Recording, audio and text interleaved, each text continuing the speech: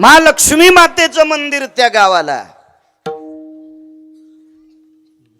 त्या गावात 50-60 वर्षापूर्वी एक प्रथा होती. तिथं रेड्या कापित होते. रेड्या, म्हशीचं मोठं पोरग 6-7 क्विंटलाचं कापायचे. एक नाही सदानंदजी, 2-4 कापित होते. काय माणसं असतील हो त्या काळातले. परिसरातले माणसं लिंबन कांदे घेऊन जात होते. लिंबून कांदा खिशातच न्यायची परिसरातली माणसं. लक्ष्मी आईचं मंदिर 4-5 रेडे कापित होते. 60-62 वर्षापूर्वी, 70 वर्षापूर्वी सद्गुरू नामनिष्ठ मुक्त कैवल्य सद्गुरू भगवान बाबा त्या गावात गेले आणि हात जोडले. अरे तुम्ही माणसं आहेत रे, हे तुम्ही माणसं आहेत रे राजे, हो तुम्ही माणसं आहेत. अरे माणसांनी माणसासारखं वागा रे. अरे वाघाशिवासारखं करू नका रे. एका शब्दात बळीची पद्धत बंद झाली. आणि रेड्या कापायच्या, हाल्या कापायच्या तिथीला सप्ताह उभा झाला. अजून सप्ताह कायमचा सुरू आहे, कायमचा सुरू. सांगा, माणसानं सांगितले ऐकले असते का लोक? नाहीत ऐकू शकत, नाहीत ऐकू शकत. किती बोंबलू द्या माणसं, ऐकली नसती. पण एका संतांच्या मुखारविंदात पटून पडलेलं वाक्य, वाचा सिद्धी पावाल आज्ञापक व्हाल, तात्काळ तो त्या परिसरातल्या लोकांनी तो प्रमाण मानलं आणि ती निषेध प्रक्रिया बंद केली. ही ताकद या संतांची. काय त्यांचा महिमा वर्णवा, काय त्यांचा महिमा वर्णवा. हरे भक्त थोर भुवंत, हरे भक्त थोर भुवंत. काय त्यांचा महिमा वर्णवारुवार, काय त्यांचा महिमा वर्णवारुवार, काय त्यांचा महिमा वर्णवारुवार, काय त्यांचा महिमा वर्णवारुवार, काय त्यांचा महिमा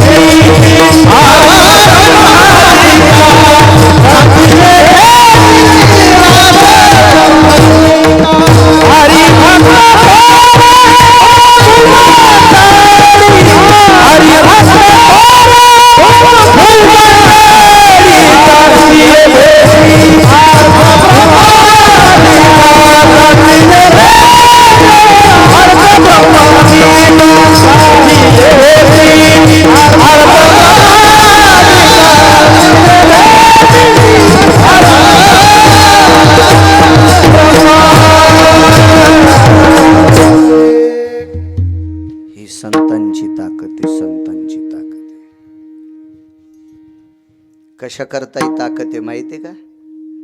काम जाळला यांनी, वासना जाळली, वासना पेटून टेकली, पेटून दिली, पेटून दिली. एवढी मोठी ताकद.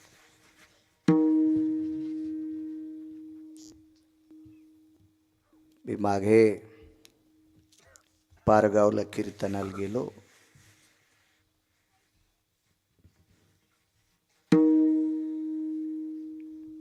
तिथे एक प्रसंग ऐकला भाऊंचा.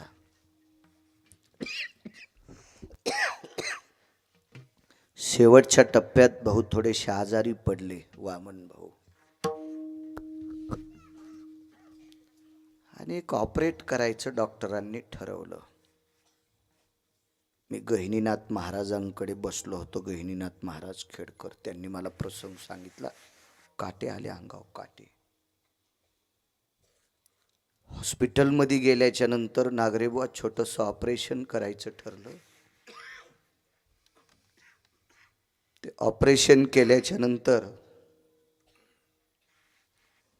माळ निघली, माळ. ती माळ युरियाच्या गाठीची होती.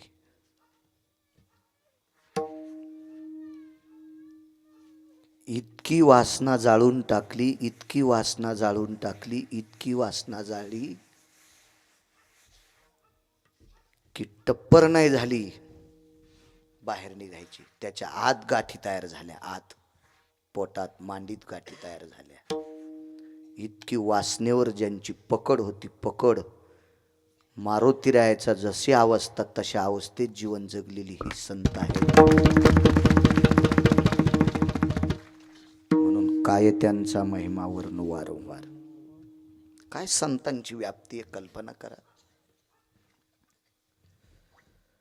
अनगडशाह नावाचे फकीर होते आलतापची. अनगडशाह नावाचे फकीर होते. तो फकीर म्हणजे असा सामान्य फकीर नाही.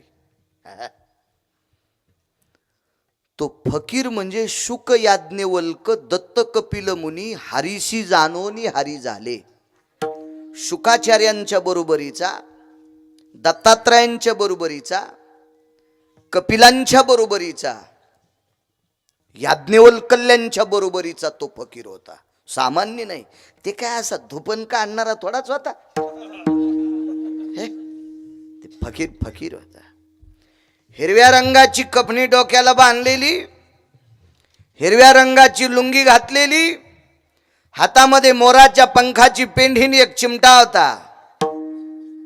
त्या फकीराचं नाव होतं अनगडशाह नावाचा फकीर. भजन करायचा. ला इलाहा इल्लल्लाह, ला इलाहा इल्लल्लाह, ला इलाहा इल्लल्लाह, ला इलाहा इल्लल्लाह. भजन करायचा तो फकीर त्यांच्या देवाचं. पण त्या फकीराला एका म्हातारीनं बऱ्याच दिवस भिक्षा दिली. फकीर हा शुद्ध व्यक्ती असतो,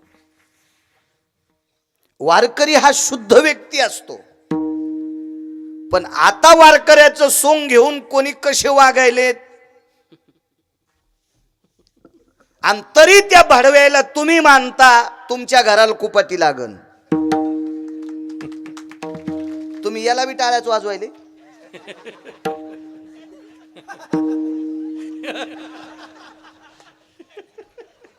तुम्हाला एक सांगू का राजीव, गुन्हा करणाऱ्यापेक्षा, चुका करणाऱ्यापेक्षा चुका सहन करणारा हरामखोर असतो. चुका सहन करणारा भडवा असतो. लक्षात ठेवा. तो धर्मासाठी घातक असतो, तो आपल्या कार्यासाठी घातक असतो. चुका करणाऱ्याला प्राधान्य द्यायचं नाही. किती बी विद्वान गायक असू द्या, जर तो दारू पित असेल आणि तुम्ही त्याला बोलून पैसे देत असाल तर बरोबर तुमचे लेकरं सुद्धा दारू पिणार. कीर्तनाच्या स्टेजवरून सांगायलो. कारण ज्ञानोबाराय तुकोबाराय तुम्हाला मानणार नाहीत, मानणार नाहीत, तुम्हाला मानणार नाहीत. अरे या संप्रदायात का तुम्ही अशा लोकांना प्राधान्य देता? देऊ नका. मानणार नाहीत ज्ञानोबाराय तुकोबाराय. मी मगाशी बैठकीत बोलून गेलो सदानंदजी तुम्हाला की हा संप्रदाय निष्ठावंत लोकांनी टिकवलाय. काल परवाच्या 5-50 लाखाच्या टपराच्या गाडीत बसणाऱ्याने नाही टिकवला. हा संप्रदाय महिन्याची वारी करणाऱ्याने टिकवलाय. असे काही निष्ठावंत वारकरी आहेत. एका एकादशीला आळंदीला, एका एकादशीला पंढरपूरला, दुसऱ्या एकादशीला आळंदीला, त्याच्या पुढच्या एकादशीला पंढरपूरला. अहोरात्र चालत येतो, अहोरात्र चालत येतो. ह्या निष्ठेनं परमार्थ करणाऱ्या निष्ठावंत वारकऱ्यांमुळं हा संप्रदाय टिकलाय. हा संप्रदाय टिकलाय. भांगाऱ्या भोंगाऱ्यांना बोकांडीवर घेता. पाप लागन तुम्हाला, पाप लागन. तुम्हाला एक सांगू, एका गावात गेलो सदानंदजी मी, तिथला एक माणूस म्हणला झकास कीर्तन करा. मी म्हणलं तुझ्या बायकोची साडी नेसून नाचतो बाडव्या. झकास म्हणतात कीर्तन. कीर्तनात काय अपेक्षा ठेवायला पाहिजे? या स्टेजवर कीर्तन सांग, कीर्तन सांग, होय अंग हरिरूप. अरे या भारतामध्ये खूप स्टेज आहेत. त्या स्टेजवर तुम्ही वाईट पाहण्यासाठी तुम्हाला स्टेज आहेत. पण एकच विनंती करतो, तुमच्या बुटासकट पाया पडतो, कीर्तनाच्या, भागवताच्या, रामायणाच्या, प्रवचनाच्या स्टेजवर फक्त संप्रदाय बघा, फक्त संप्रदाय बघा. बाकीचं बघू नका रे, बघू नका, बघू नका. माझी लायकी नाही तुम्हाला सांगण्याची, पण बशिलं म्हणून सांगतोय. उभं केलंय तुम्ही मला म्हणून सांगतोय. लय लय कष्ट घेतले मागच्या लोकांनी. परवाला एका गावी गेलो, 59 वर्षापासून सप्ताह सुरू आहे. बाबांच्या पुण्यतिथीचा. 59 वर्षापूर्वी काय असेल सांगावर? होत्या का चपात्या खायला? असेल का नुकती? असेल का शिरा? असेल का बासुंदी? असतील का गुलाबजामुन? बाजऱ्याच्या कण्यान आमटीवर सप्ते केले हो. त्या लोकांना माना. त्या लोकांच्या किमतीमुळं त्यांनी परमार्थ टिकवलाय, म्हणून आमच्यासारख्या भंगीऱ्याला कीर्तन करायला भेटलेत. त्यांनी टिकवलाय. तुम्हाला सांगतो या टिकलेवाल्याला, तुमच्या सासू सासऱ्यांनी 72च्या दुष्काळात मिलू खाल्ले, आंबाड्या खाल्ल्या, बरबडे खाल्ले, कण्या खाल्ल्या, आंबील खाल्ली, झाडाच्या पाला पिळून खाल्ला, पाला शिजून खाल्ला पाला, आणि तुम्हाला जमिनी टिकून ठेवल्यात. म्हणून सासू सासऱ्याला जीव लाईजा टिकल्यावाल्या होत. तुमच्या सासूनं सासऱ्यानं 72च्या दुष्काळाला जमीन विकून जर गोव्याला गेले असते मजा मारायला, तर तुम्हाला नाशिकला इटा उचलायला जावं लागलं असतं, इटा. म्हणून सुनायला सांगतो, सासू सासऱ्याची सेवा करा. झोपीत भिताड अंगाव पडन, झोपीत झोपीत झोपीत मरून जाशीन. दोरके, वचे, अंतिके, चतुरे, मंजुळे, चुरा होईन तू आज चुरा, भोगा होईन भोगा. सगळ्यात मोठा परमार्थ तो आहे, सगळ्यात मोठा. वागणं हा सगळ्यात मोठं श्रेष्ठ काम आहे. चला, अंगरशा फकीराला बऱ्याच दिवस भिक्षा दिली, पण रगील फकीर होत ते. मस्तीतलं फकीर होत ते, महिमेतलं फकीर आहे. त्या मथारीने विचारलं, ए फकीर्या, ती मथारी का साधी असेल का हो? फकीर तिच्या हातचं जेवत होता म्हणल्यावर. ते 3 टाइम नॅच करणार फकीर होत. हे ते कोणाच्या घरचं खात नव्हतं. आणि ते फकीर त्या माथारीच्या हातची भाकरी खायचं. ती माथारी निष्ठावंत तुकोबारायची श्रोता होती. परिसरात तुकोबारायचं कीर्तन असलं की ती ऐकायला जायची. इतकी सात्विक माथारी होती. काय त्यांचा महिमा वरून वारंवार सांगतोय. माथारीने विचारलंय, फकीरा पाया कम पडत नाही रे कोणाच्या? ते फकीराला मराठी कळत होती, पण बोलत हिंदीत होतो. ए बुढ़ी, मैं किसी के पैर नहीं छूता बोले, मैं किसी के पैर नहीं छूता, नहीं झुकता बोले किसी के पैर के ऊपर. काऊन नाही वाकत रे? हे मला आवडतच नाहीत म्हणे. तर मथारी म्हणली, रगिलीस इतकं काय तुझ्याकडं? तो फकीर म्हणला, ए बुड्ढी, हर दिन तू यही सवाल करती मुझे, क्यों नहीं झुकता, क्यों नहीं झुकता? मैं अभी झुकता बोले. एक कटोरा भर के किसी ने देना बोले, आटा, अनाज देव, आटा देव, कुछ तो कुछ ये भर के देव बोले. कटोरं होतं फकीराकडं, त्याच्यात 2.5 किलो धान्य बसत होतं. ताडाच्या झाडाचं कटोरं असतंय ते. जिनच्या पॅन्टीवाल्यान उग ऐका, हे तुमचं काम बहिऱ्या माणसावानी. बहिरे 2दा हसत येत, एकदा पुढचा हसल्यावर, एकदा कळाल्यावर.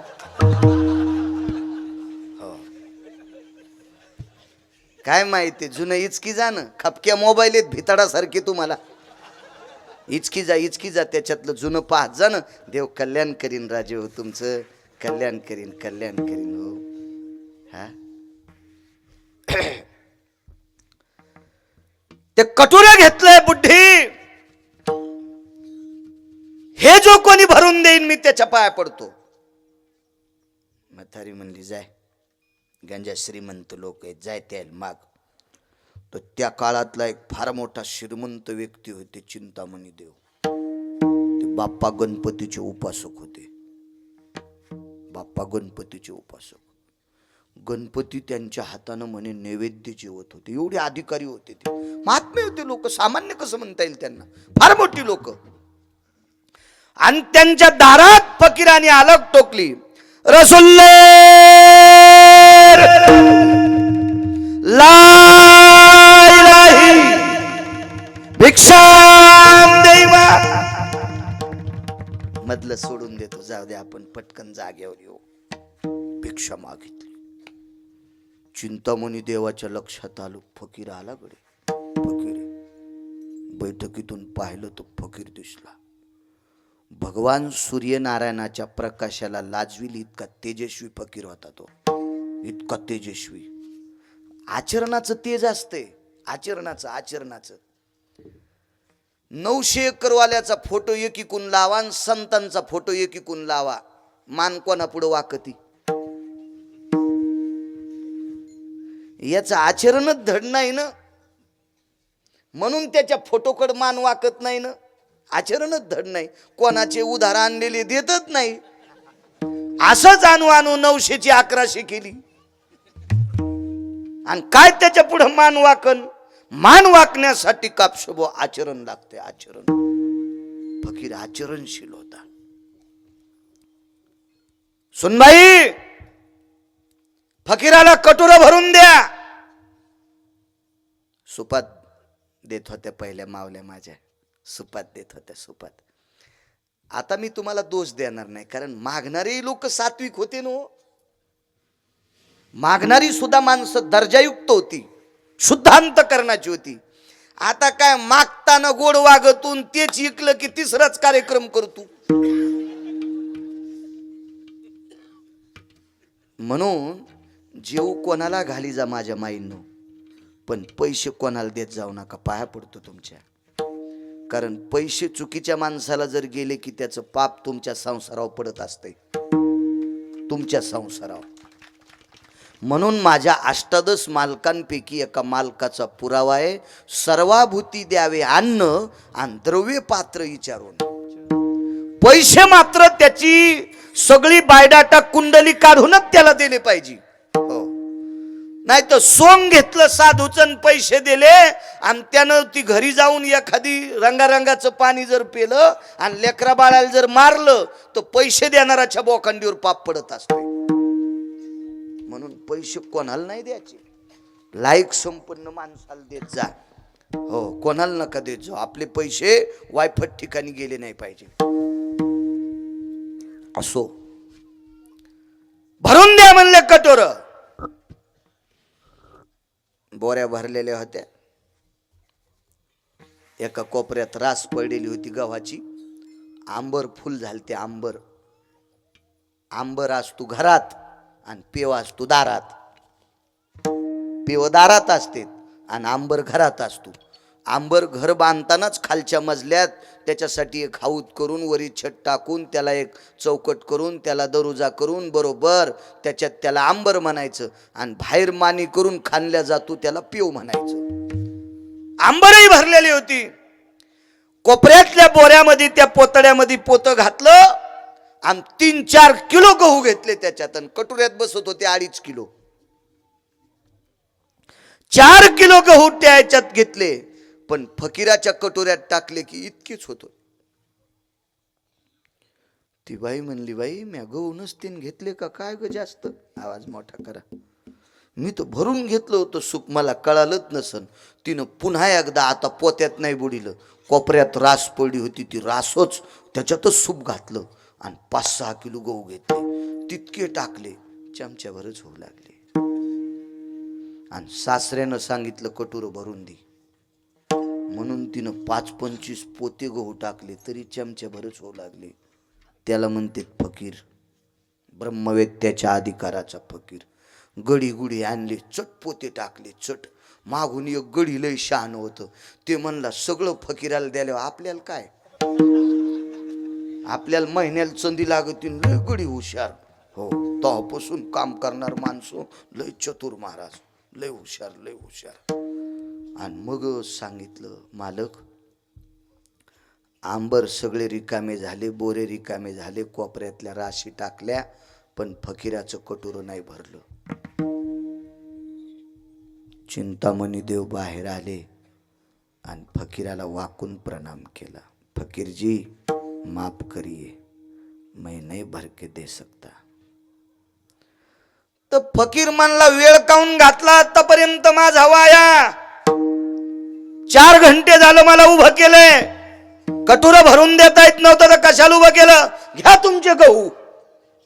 फकीराच्या कटोऱ्यात टाकल्यावर छटाक भर आणि कटोरं खाली रिचिल्यावर दरुजा झाकला, एवढा ढिगल पडला गव्हाचा. वापस आलं फकीर तन तन तन तन करीत, हे बुड्ढी इशिले किसी के पैर नाही छूता बोले मैं. म्हातारी म्हणली लय तन तन करू नकोस मेल्या, तो कटोरं भरून द्यायची ताकद तुकाराम महाराजाची आहे. आणि मग फकीर देहूला आले, अनगडशा फकीर, अनगडशा फकीर देहूला आले. आणि देहूला आल्याच्या नंतर विचारलं, तुकाराम महाराजांचं घर कुठे? ते वट्यावर बसलेले काही असतेत ना धसकटे, हे काय लय शहाणे थोडीच असते, ते इचके अवलादी, ते काय लय शिस्तीत असतात का? दुसऱ्याच्या खपल्या काढणार. हे मागच्या जन्मात कावळ्याच्या जन्माला होते भडवे.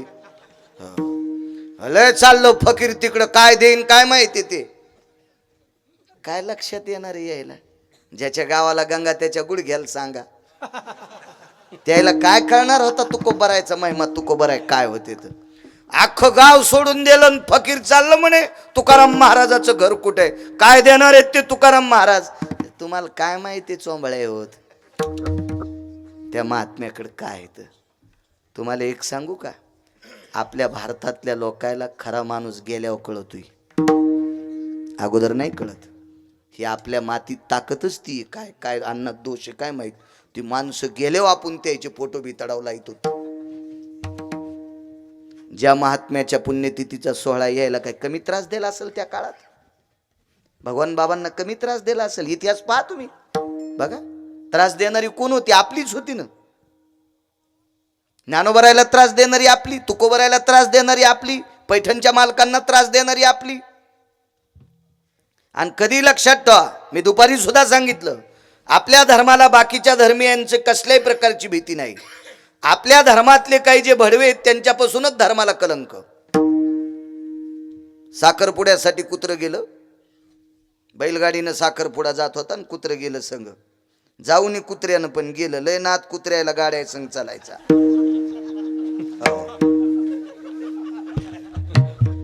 पाचोडला बाजाराला बैलगाडी चालली की निघलंच कुत्र शेपूट हालीत, आणि पुढच्या गावातलं कुत्र दिसलं की मग आखा खाली चलत. इकडं चाक त्या कुत्र्याला आणि इकडं चाक ह्या कुत्र्याला मधात येऊ देत नाही, पुढून बैल येऊ देत नाही. तर ते पुढच्या गावातलं कुत्र म्हणलं बाहेरीन तू सोय पाहतो, ते म्हणलं आलो असतो पण बैलाला गाडी वडणं. असे लय कुत्रे म्हणते मीच गाडी वडितो, तू उद्या मरण, गाडी चलतीच सुंबळ्या. ते कुत्र साखरपुड्याला गेलं. साखरपुड्याला गेल्याच्या नंतर मालकापाशी शेपूट हल्लं लागलं. पोरीच्या बापाच्या लक्षात आलं आपल्या युवाचं कुत्र आहे. मग पोरीच्या बापानं टीलचं टोपलं, त्याच्यात लिटर भर दूध, 2 पोळ्या कुस्करल्या. टब्या नाव होतं कुत्र्याचं. त्या टब्यानं 2 चपात्या लिटर भर दूध असं चपकून आणलं. आणि मग पोरीच्या बापाने व्यायला सांगितलं, व्याही रस्त्यान चोर मारतेत, आजचा मुक्काम करा, पहाटे 5 वाजता तोंड धुतल्यावर गाड्या काढा. आणि मग त्या कुत्र्याच्या मालकानं सांगितलं, टब्या आम्हाला मुक्काम करायचा, तू जाय बरं वाडा सांभाळायला.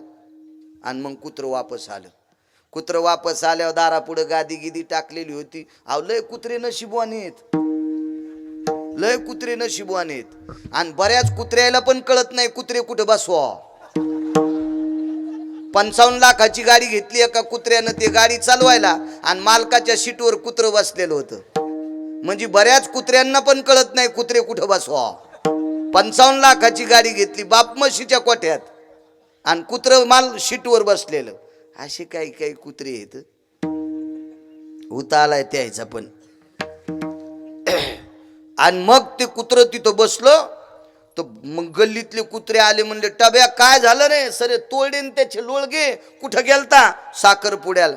अरे माणसं आगाव आहेत म्हणला तू माणसाच्या कशाला नादी लाग तू आणि कशाला गेला म्हणला माणसाच्या साखरपुड्याला. मोगड्या वासा म्हणला माणसानं दुधन पोळी खाऊ घातली. मग इतकं कोण तोडलं आपल्याच भावकीनं. कुत्र वापस येताना त्याला कोण तोडलं माहितीये का कुत्रे आहे नाच. धर्माला घातक आपलेच कुत्रे राहतील यायला सावध करा. करणे पाखांड खंडन हेची आम्हा करणे काम बीज वाढवावे नाम. ह्या पाखंड्याचं खंडन करणं मत. आपल्यात जे काही चुका करणारी लोक हे शोधा यांना सावध करा. चूक करू नको रे बाबा. चूक आहे वागणं तुझं चुकीचं आहे नको करू असं. हे लोक तुझ्या पाया पडतेत रे कीर्तन करा तू तंबाखू खाऊ नको ना. मस्त भजन म्हणतो चालू भजनात तंबाखू. घोंगडीला डाग पडले तू या तंबाखून सोंबळ्या. हा तर तू भजन ऐकणाऱ्याला कुठं कुठं डाग पडतील याचा मेळ तरी आहे का. विठाला विठाला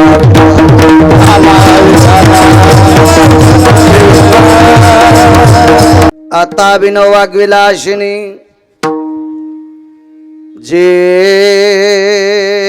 चातुर्यार्थ कला कामिनी ते श्री शारदा विश्वमोहिनी नमिली मिया. नदी दिव्य गोदा तटीचा विलासी सदा प्रिय जो सज्जना वैष्णवासी. जया वर्णिता प्रेमात्यंत चित्ता नमस्कार माझा श्री गुरु एकनाथा. काय त्यांचा महिमा वर्णो वारंवार हरे भक्त थोर भूमंडळी. त्यांची या भेटीचे अर्थ ब्रह्मादिका पूज्य सकळ लोका विश्वा झाले. प्रस्तुत प्राप्त प्रसंग निवडलेला अभंग विश्वमान्य विश्वभूषण विश्वाधिकार विश्वप्रिय चिन्मय स्वरूप असणारी अधिकार संपन्न साधू श्रीमंत श्री जगद्गुरु तुकोबराय यांच्यावर देवाच्याही पलीकडचं अतूट प्रेम करणारे महान भगवत भक्त सर्वात शेवटचे देवाच्या हृदयातले भक्त संत शिरोमणी निळोबाराय यांचा प्राप्त प्रसंगी निवडलेला अभंग. विठाला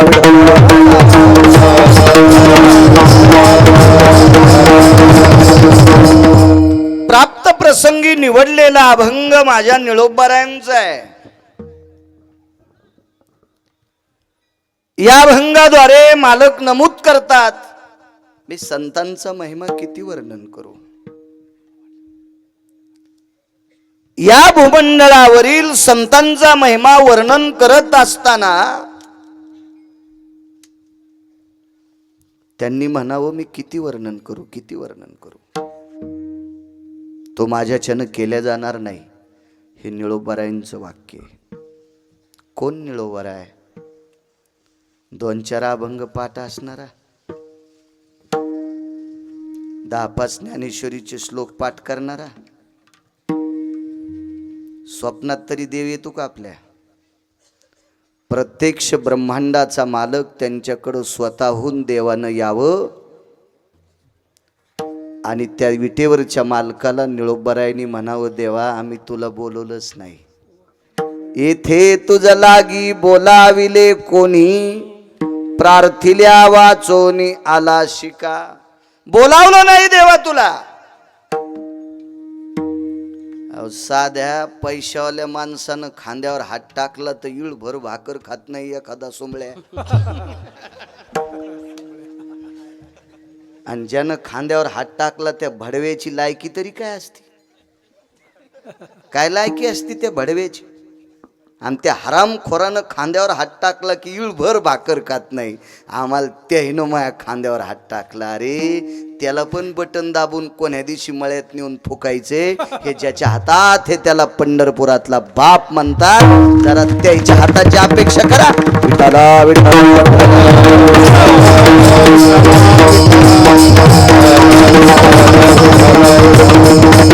कोणालाही मोठं म्हणतो आपण, मोठी फक्त संत आहेत आणि मोठा फक्त देव आहे.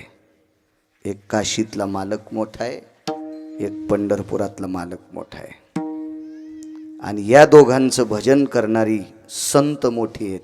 बाकी आपण सगळे चिल्लर आहेत, चिल्लर. झाडा जगळून पडल्याला पाचोळा आहेत आपण, पाचोळा. आपली काय पात्रता या लोकांच्या पुढे? विडाला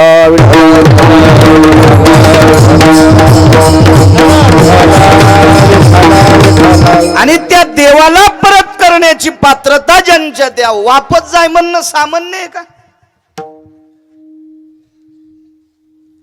तीन उपर आहे, तीन उपर आहे. त्यांनी म्हणावं संतांचा महिमा प्रतिपादित असताना फार मोठा आवाक्याच्या पलीकड संतांचा महिमा आहे. जिथं निळोबर आहे हात टेकतात. काय गिरगावचा बाळू किनारे, काय पात्रता आहे माझी? लायकी तरी काय? काय योग्यता आहे माझी? जिथं निळोबारे हात टेकतात. अहो संतांचा महिमा प्रतिपादित असताना माझे देहूतले मालक म्हणतात कायवानो आता न पुरे वाणी, कायवानो आता न पुरे वाणी, मस्तकाचरणी धरे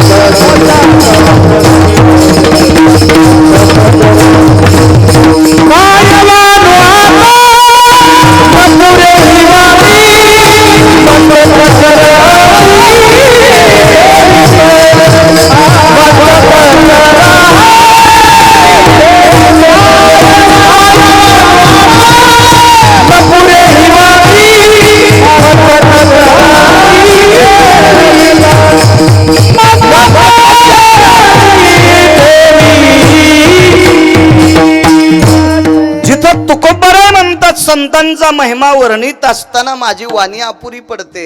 तिथं काय किती महिमा टोकाचा असेल संतांचा? काय त्यांचा महिमा वर्णो वारंवार. हरी भक्त थोर भूमंडळी. हारा आता विठोबा रुक्माईला घालू आपण. विठोबा रुक्माईच्या भजनाला हार घालायचा. तोपर्यंत शांत. त्यांची या भेटीचे अर्थ ब्रह्मादिका.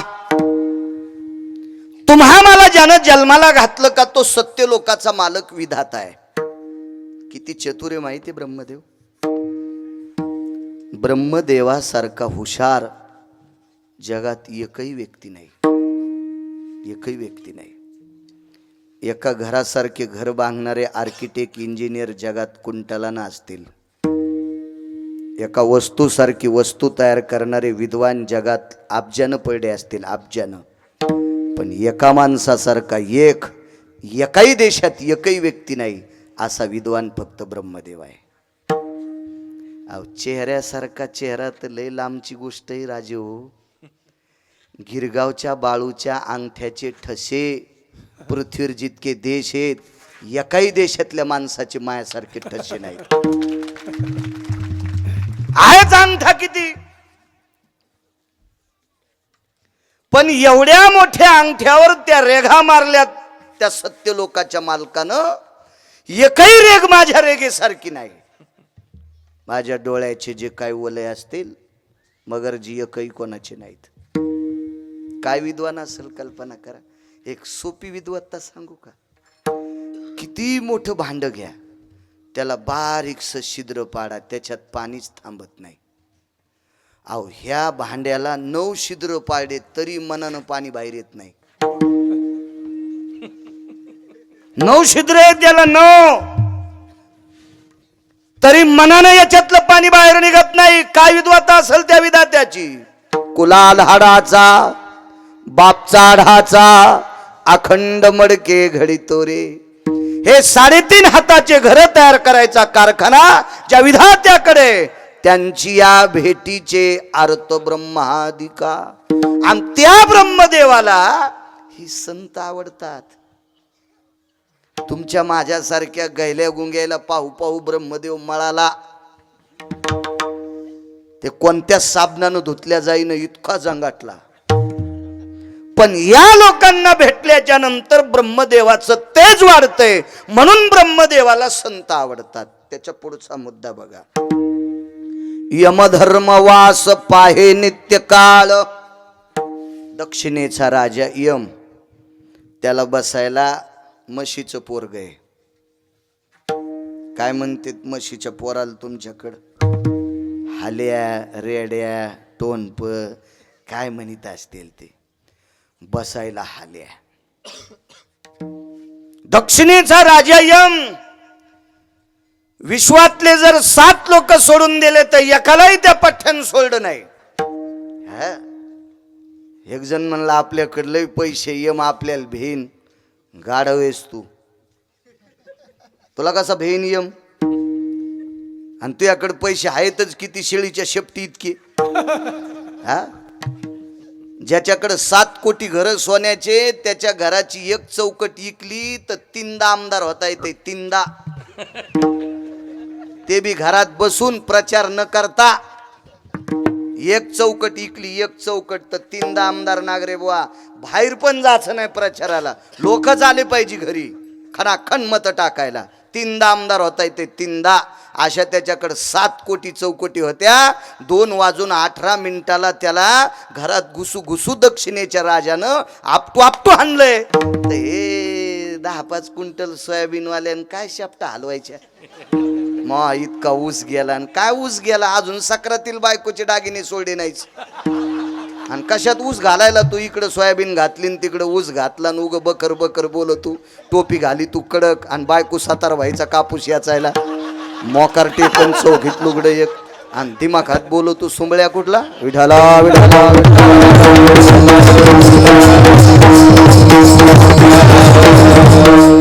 तो यम संतांची वाट पाहतोय. यमधर्मवास पाहे नित्य काळ.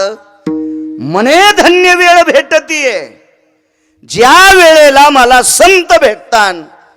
यम ती वेळ धन्य मानतोय, धन्य मानतोय. का माहिती? अहो गैले गुंगे तर लय हाणलेत त्यानं, पण संतांना पाहिल्याच्या नंतर त्याला सुद्धा तेज येते. ही ज्या संतात ताकद आहे म्हणून त्या वेळेला तो धन्य मानतोय. निळा म्हणे सर्व भाग्य चोजविती, रिद्धी सिद्धी येती ओळंगणे. अनिमा गनिमा कामा वशित्वा विशित्वा. काय सिद्धी येता ह्या बळ संतांच्या पाया लोटांगण घालतात. इतकी ताकद या संतांची आहे. साधा सोपा सरळ अभंगाचा अर्थ झालं कीर्तन. विठाला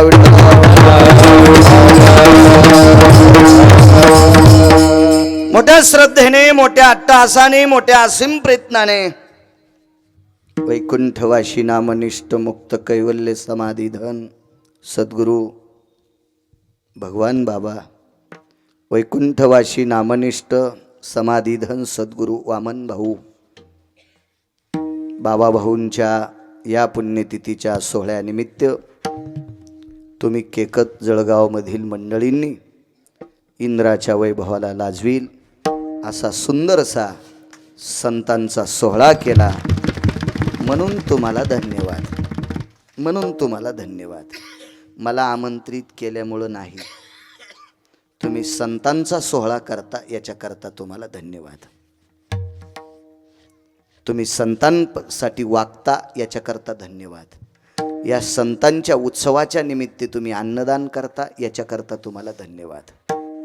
गावात जेवढ्या अन्नवाची मंडळी असतील तेवढ्यांना मनपूर्वक प्रणाम. तारखेच्या संदर्भात चे मगर, काय नाव, सदानंदजी मगर सतत संपर्क करत होते. आज स्वतःहून हजर आहेत. गावकऱ्यांच्या वतीने, विश्वस्तांच्या वतीनं, कमिटीच्या वतीनं तुम्ही मला फोन केला आणि पवित्र संतांच्या उत्सवात मला कीर्तन करण्याचा योग येतोय. माझं महत् भाग्य आहे. कालपासनं सरपंच सुद्धा सारखी फोन करतात तुमची. त्यांनाही धन्यवाद, प्रणाम. मला वाटतंय आजचं यजमानपद ज्यांच्याकडं आहे ते आदरणीय, सन्माननीय, काय नाव आहे ते, आलताफभाई शेख. वा,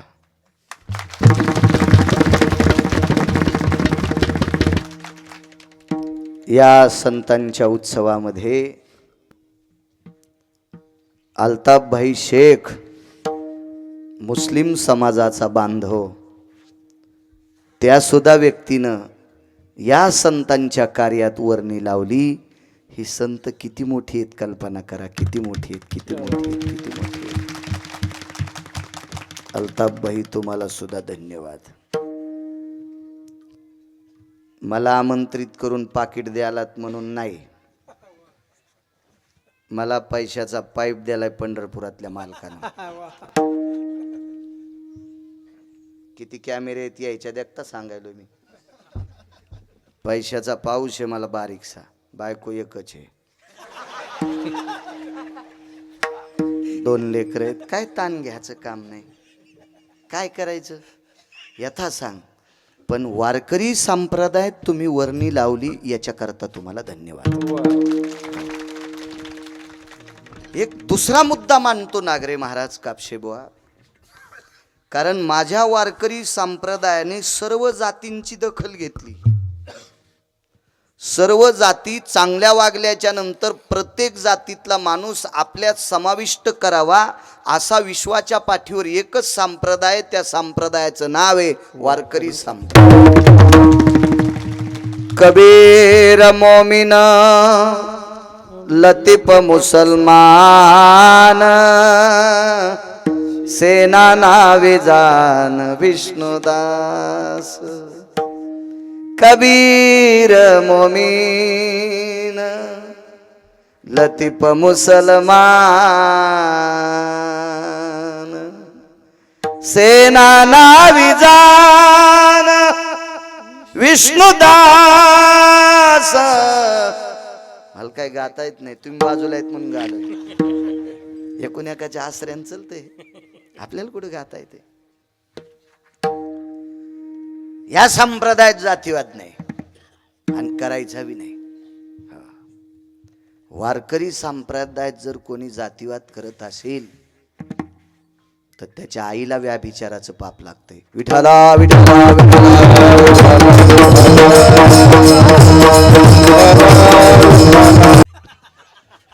तुम्हाला काल्यापस्तूर राहायचं हिशोबात बोला. मग काय धपन आलताफभाई आहे, तुम्ही गावाच्या विरोधात बोल नका. विठ्ठला विठ्ठला.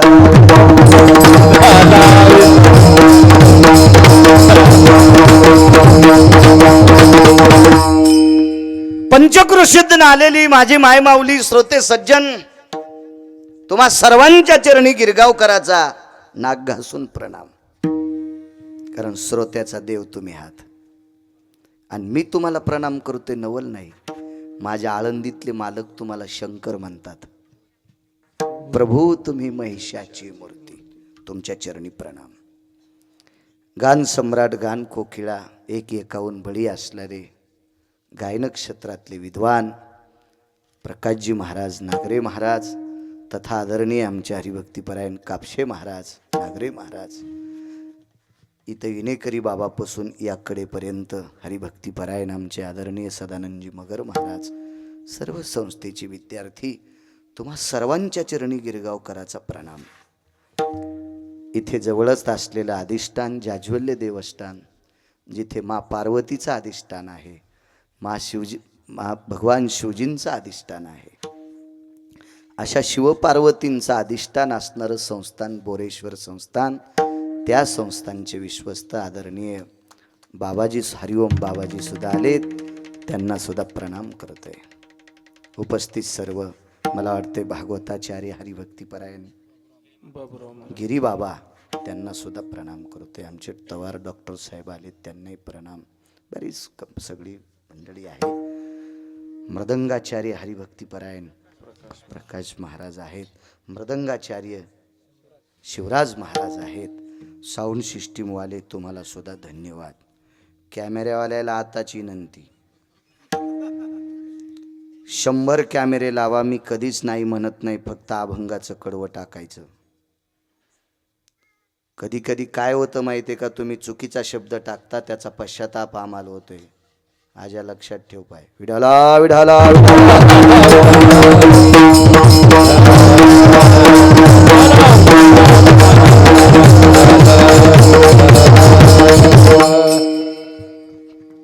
तरुणांना द्यावे तितके धन्यवाद. या बाजूनं 100-150, याही बाजूनं 100-150 तरुण उभे होती. एका वारकरी संप्रदायाचा सन्मान करण्यासाठी तुम्ही मोठ्या मनानं उभे राहता, म्हणून तुम्हाला सुद्धा धन्यवाद. बैठकीत सरपंचांनी त्यांना सांगितलेल्या नियमाच्या चौकटीत पोरं वागतेत. आनंदाचा योग आहे. संप्रदायात असं वाग जरा जेव, देव तुमचं चांगलं करीन रे. तुम्ही साधू संतांच्या सान्निध्यात वाकचा, भंगाऱ्या भोंगाऱ्याची बुटाडं उचलितान तर घराला कुपाटी लागन रे. कशाला हराम खोरायची बुटाडं उचलायचं नाही. म्हणले ते लयच मोठा आहे. मोठ्या झाडाखाली सोयाबीन वाळत नाही. मोठ्या झाडाखाली ऊसाला 4 टिपऱ्याच्या वरी टिपरू लागत नाही. मोठ्या झाडाखाली, मोठ्या झाडाखाली कापूस वाळत नाही, पण बोंड लागतच नाही. हे मोठाले हरामखोर झाडं बारकाल्याला वरहीच जाऊ देत नाही. आणि कशाला त्या भडव्याचे बुटाडं उचलिता तुम्ही? अरे संतांचे उचला. विटेवरचा मालक तुम्हाला डोक्यावर घेऊन नाचेल. विठाला